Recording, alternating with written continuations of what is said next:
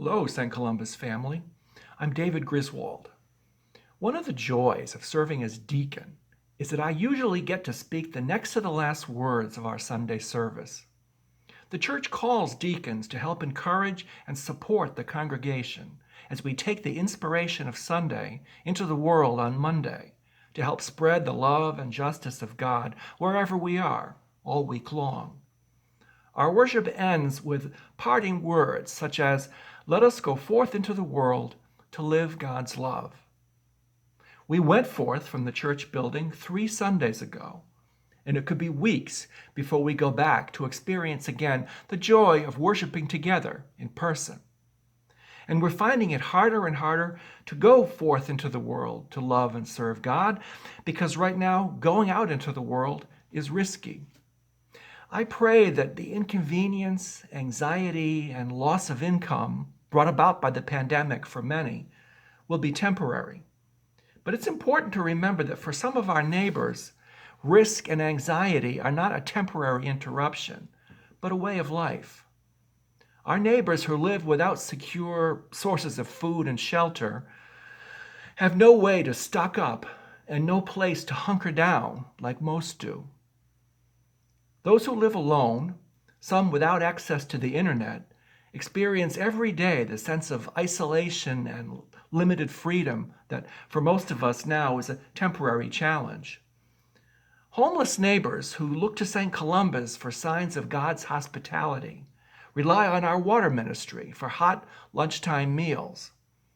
At a time when most community activities are on hold, this ministry hasn't missed a day, moving outside and adapting the menu to offer takeaway meals while mindful of the need to practice distancing for the safety of our guests and volunteers.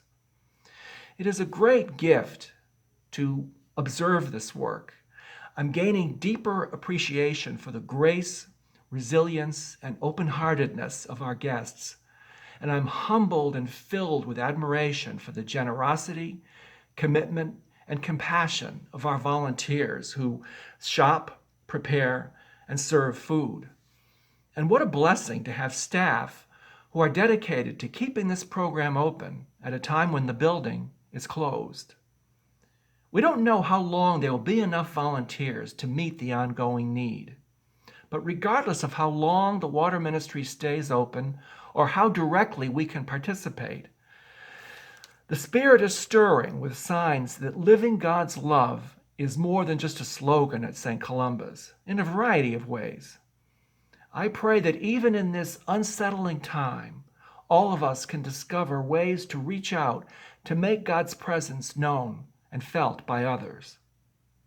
The last words of every Sunday service are said by the congregation. After we are renewed, inspired, and fed in worship, we're dismissed to go forth in love and service, and we reply, "Thanks be to God." One of the things we're thankful for is that our awareness of the needs around us and our readiness to reach out in love is itself a gift from God. I look forward to continuing to discern with you how we're called to come closer together as God's people, even now, especially now. And thanks be to God.